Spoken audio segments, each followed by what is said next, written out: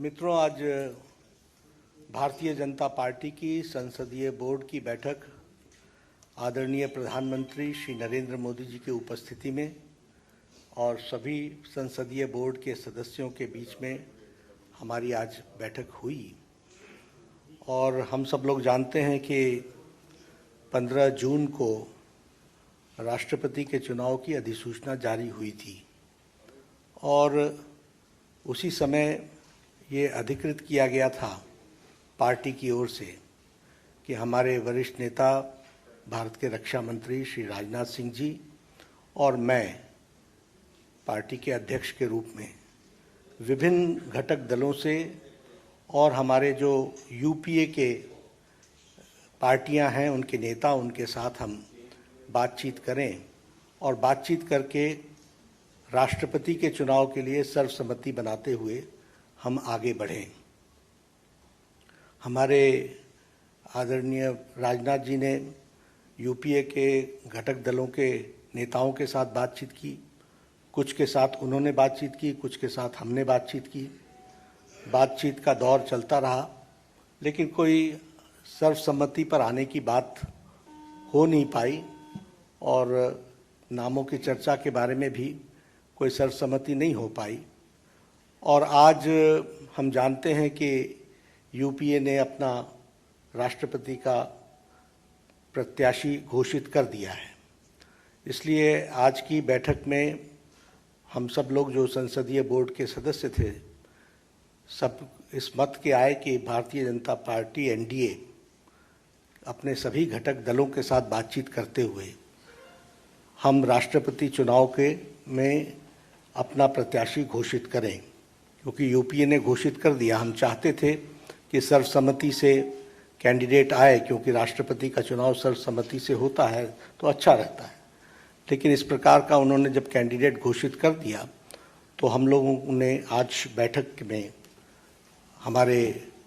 अपने एनडीए के घटक के लोगों के साथ बातचीत करते हुए और लगभग 20 नामों पर हमारे यहाँ लंबे दौर की चर्चा हुई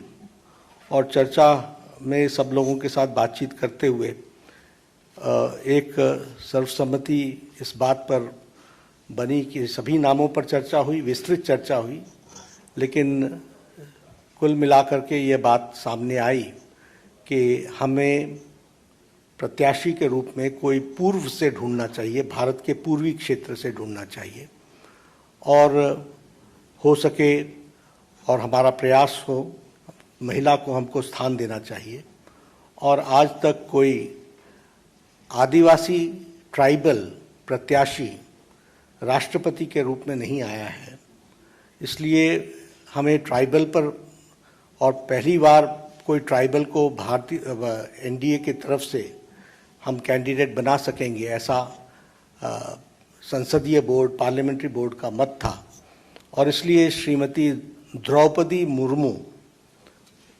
इनको राष्ट्रपति का प्रत्याशी घोषित किया गया है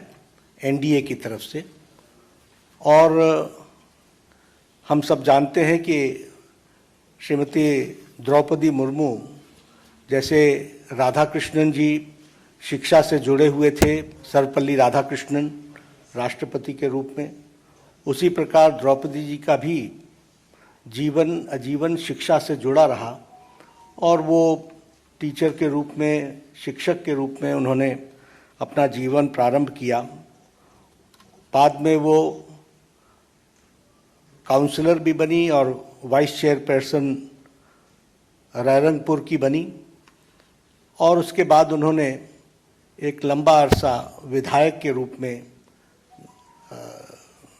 देखा और विधायक के रूप में वो मंत्री बनने का भी उनको सौभाग्य मिला। उन्होंने सरकार में मंत्री के रूप में भी गवर्नमेंट ऑफ उड़ीसा में transport, commerce, animal husbandry ministry और फिशरीज मिनिस्ट्री को भी उन्होंने संभाला। और सबसे अच्छी बात यह भी रही कि उन्होंने Neelkanth award for best MLA 2007 का वह भी उन्होंने अर्जित किया, उनको मिला। और बाद में वो 2015 से लेकर 2021 तक झारखंड स्टेट के गवर्नर रहीं। तो इस तरीके से उनका राजनीतिक जीवन रहा है। एक बहुत ही संवेदनशील महिला नेत्री, जिन्होंने शिक्षा से अपने आप को जोड़ करके जीवन में आगे बढ़े और जो जो जिम्मेवारियां उनको दी गई उन्होंने बहुत उत्तम तरीके से उसको निभाया है। इसलिए एनडीए ने और एनडीए के सभी घटक दलों के साथ बातचीत होते हुए आज संसदीय बोर्ड ने श्रीमती द्रौपदी मुर्मू को अपना राष्ट्रपति के कैंडिडेट के रूप में घोषित किया है। बाकी जानकारियां और डिटेल हम देंगे, उनका बायोडाटा आपको अटैच कर दिया जाएगा। यही घोषणा मुझे करनी थी, तो ये भी सब डिटेल्स वर्कआउट होगा, हम लोग